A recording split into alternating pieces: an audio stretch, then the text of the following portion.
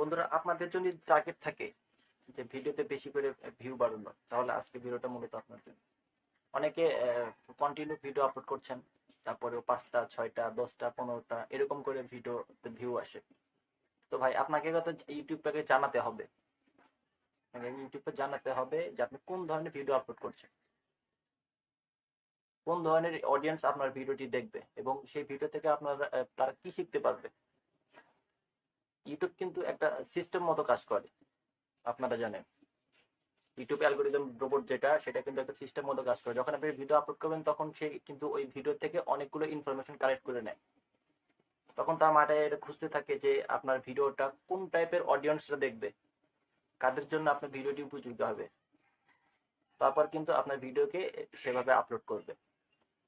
তো আপনি যদি সঠিকভাবে যদি ভিডিওর টাইটেল ট্যাগ রিসার্চ না করে যদি আপনি ভিডিও আপলোড করেন, দেখা যাচ্ছে আপনি টিপস বিষয়ে একটা ভিডিও আপলোড করেছেন আর সেটা পড়ে গেল এন্টারটেনমেন্ট বা এডুকেটেড, ওই টাইপের অডিয়েন্স দেখে আছে, তখন কিন্তু আপনার ভিডিও কিন্তু দেখবে, তখন কিন্তু আপনার ভিডিওটা দেখবে না। তো খুব সুন্দর করে বুঝে শুনে তারপর আপনার ভিডিওটি আপলোড করবেন। অনেকে টাইটেল নিয়ে রিসার্চ করেন না, ট্যাগ নিয়ে রিসার্চ করেন না, হাউ ডু অমুক তমুক যে যা পারে সেরকম ভাবে দিয়ে কিন্তু ভিডিও আপলোড করে।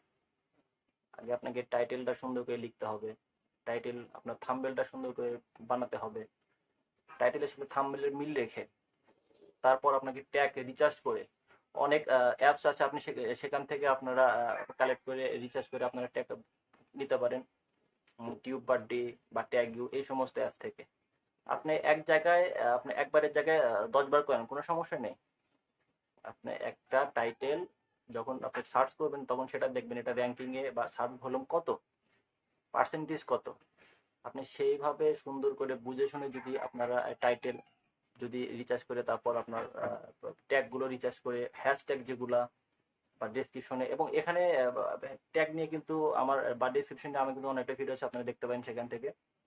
তো বিষয়টা আজকে সেটা না, সেটা হলো যে ভিউজ কীভাবে বাড়ানো যায়। কন্টেন্টটাকে ভালো করতে হবে, কন্টেন্টের ভিতরে আগে মাধুর্যতা নিয়ে আসতে হবে।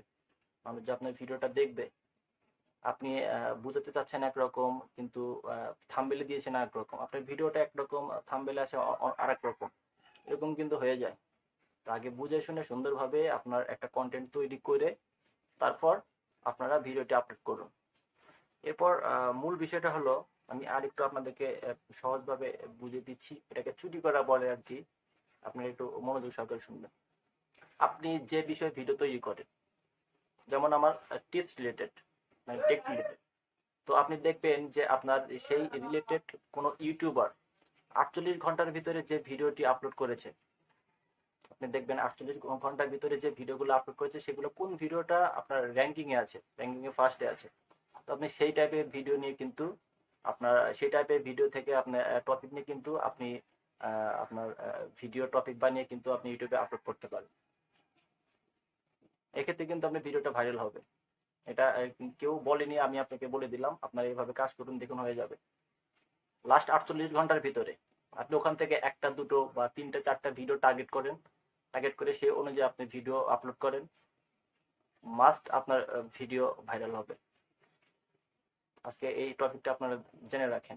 আপনি আজকে থেকে ট্রাই করে দেন, একটা বা দুটো ভিডিও আপলোড করেন লাস্ট 48 ঘন্টা, অর্থাৎ আপনার যে চ্যানেল ক্যাটাগরির ভিডিও, দেখা যাচ্ছে আপনার টেক রিলেটেড কিন্তু আপনি দেখেন কুকিং না, এরকম না।